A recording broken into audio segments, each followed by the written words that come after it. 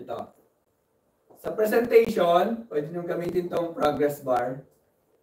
Okay? Pag in-on ko yung progress bar, restart ko to. Makikita nyo yan dito.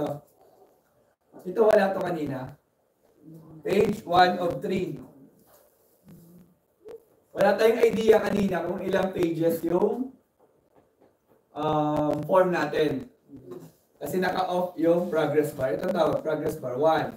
Pag nag-2 yan, ang blue niyan dito. Pag 3, buo na. At least may idea si user nyo, 10 pages pala to. Hindi na ako magsasagot. Okay, nasa kalahatian pa lang pala siya, may pupuntahan. So dito yun. Okay? Sa settings, presentation, then i-on nyo lang, show progress bar. Itong question order, ito yung sa... Kapag sinample mo yung question order, ito yung kapag exam or quiz, then shuffle mo. Yung questions. Oh, yung questions. Yung order niya. Yung first question, magiging second question, ni-randomize niya. Pag inon mo yan. Okay. Dito, sa after submission, di ba, nung sinabit natin, gawa ko ng isang form na blank, para di na ako magsagot doon. Bawa ito. Okay. Submit ko to, blank form lang. Nakalagay dito, your response has been recorded. Ito pwede mo yung baguhin. Okay, impersonalized, dito yan. Dito yan sa confirmation message. Yan, nakalagay, your response has been recorded. Pwede mong i-edit. Edit. Yan, edit. Okay. Natanggap na po namin ang inyong... Buti pa si Ate Edith, may pangalan doon. Computer sa pangalan mo, ha? Pakiantay lang po ng ang inyong application.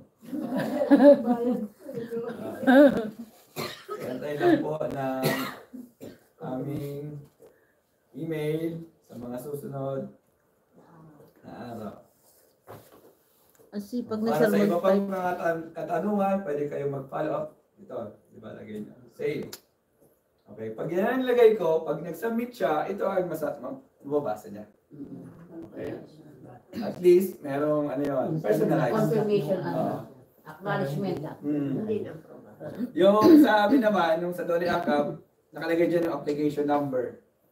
Kasi kinuha ko yung application number dyan, lalabas, yun din yung application number doon sa Google Sheets.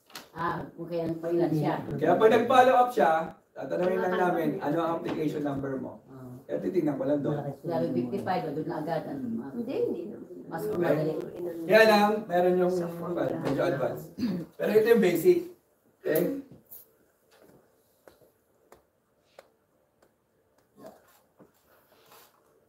Okay? So yun lang yung mga importante kailangan nung tandaan dito. Then sa taas, okay na itong tatlo. Dito naman sa taas, ito yung add-ons. Ito yung kung may kailangan kayong mga ano yun. Meron kasi mga limitations yung Google Forms. Kung kaya may kailangan kayong mga functions na kailangan nyong i-add doon sa Google Forms. Halimbawa, automatic niyang pag nag-submit yung user, automatic niyang i-convert into PDF yung sagot. So, kailangan na nun ng mga, ano yun, ng header dito, medyo nagka-design na yung form nyo. Tapos yung kulay, pwede mong palitan yung kulay dito. Yung background. Ito. Makita nyo, nagpapalit din dito. Okay, palitan mo ng header. Or kung walang header, yung kulay lang, gawin kong purple, yan na to, purple. Background, medyo dark. Okay? Pwede nyo i-edit dito. Okay? Tayo na?